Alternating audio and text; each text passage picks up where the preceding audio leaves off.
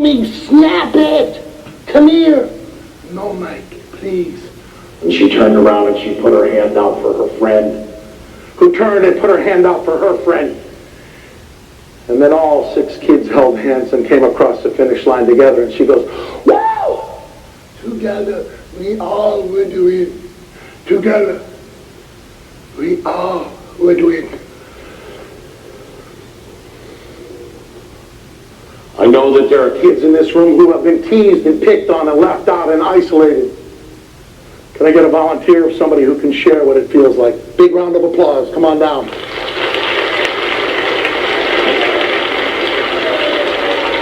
I'm very proud of you, son. Stand in front of me. I'm proud of you. Tell me what happens sometimes. What do they say? I have a depression disorder and ADHD. So it just feels like life, it feels like it shouldn't be this hard. It's just like every day after school, you start crying for no reason.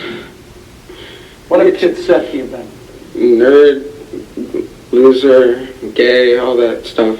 What has it done to your heart, son? It just makes me feel really bad. Is it fair to you? No. Is it fair to any kid at this school? No. Stop a minute. Not on the football field, not on the basketball court, not in all the best academic classes or languages you have will you see, Benicia Middle, such courage as this. This is the courage you should learn to love and respect and honor. Give his heart a huge round of applause. That's courage, guys. Who else can share? Everybody knows I'm Joey. So I'm like the shortest kid inside this room. Nobody else is shorter than me. So everybody makes fun of me.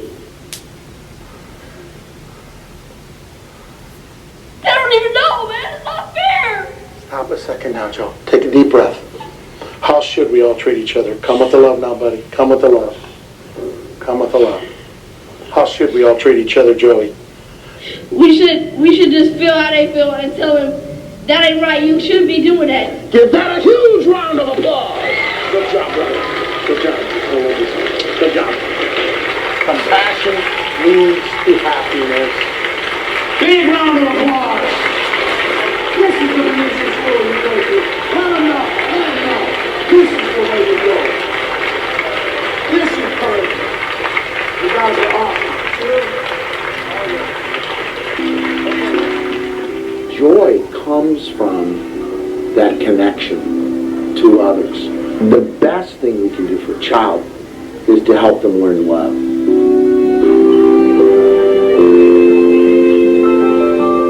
Richard Davidson told us that people who do a specific form of meditation on compassion and loving kindness can increase their happiness levels to a greater extent and for longer periods of time, even than people taking powerful antidepressant medications.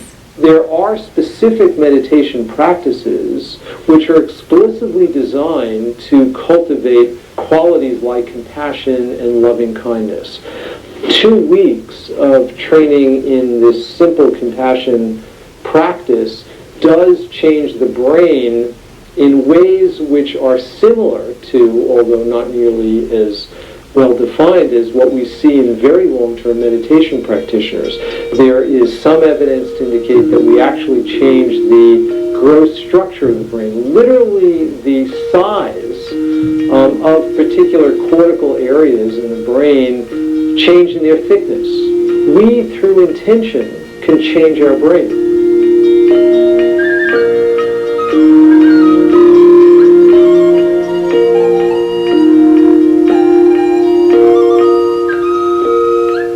We ask people to count their blessings on a regular basis. Say every Sunday night you sit down, you write down 5 things for which you're grateful and kind of try to contemplate that. And we found that the students who counted their blessings once a week, every Sunday night, became happier.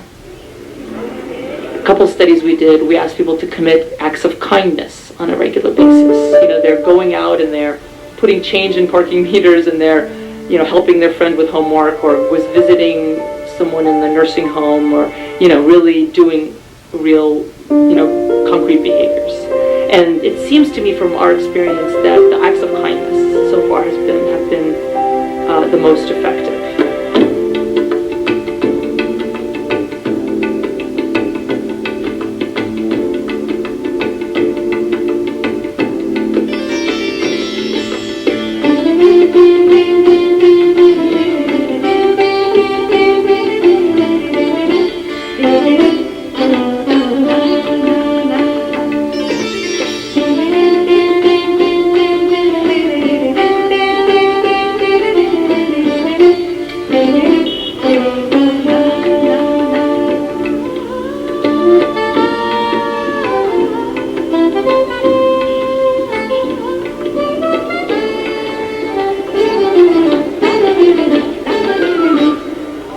Mother Teresa, a symbol of compassion, opened her first home for dying and destitute people here in Calcutta, India.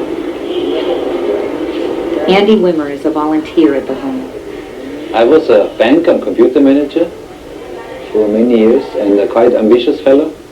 I wanted to become the youngest bank director there, spoiled with a good income, used and spent a lot of money, and had a good life actually, enjoyed the life. Yeah. I used to waste a lot of money on fashion, for example. I was quite a fellow with quite, into fashion and all these things. But it is not important anymore. I always felt that there is more in this life, not just going to the bank and having a good salary and having a good career and maybe a wife and children and that's it. It can't be. Life is such a precious and beautiful thing that should be some more, I met someone who worked in the home for the dying and he said, I show you that place and if you like feeling helping us, then you're welcome.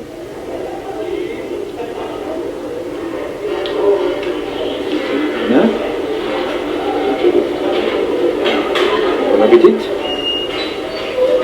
I remember when I came first into the home for the dying, the first thing I saw was a young dying boy, maybe 15 years old, in very bad condition, and I had to feed him, and I don't know, I fed him and he ate with great difficulties, but then he opened his eyes and looked at me and I thought, so that's it now, so it was like a flash, it was like a small enlightenment. You learn a lot from these patients, be careful. For example, acceptance and tolerance also. So we pick the people up usually from garbage dumps and from railway station platforms and admit them in the home, and then with basic medical care we try to save their lives. But the most important is to show them that they are loved by God, that they are not forgotten, that their life is precious, that someone cares. So we do everything by hand, but there is a tremendous sweetness in taking someone's burden up a little bit. Just to lift this little bent body and take the burden away a little bit and help him to carry it. My life has a meaning. You have someone, a dying man in front of you, a dying young man, and he asks for a glass of water, which is very little. But it's so important to give him this glass of water. It's such a symbolic act even, I got this life. I get my parents, my friends. I was never really sick. I had always enough food to eat. I am the first one in my generations which never experienced a war. For me, my life is like a loan given from God, and I will give this loan back but with interest. And that's what we do. You serve your brother in front of you who is in need, and it gives yourself a fulfilled, happy life.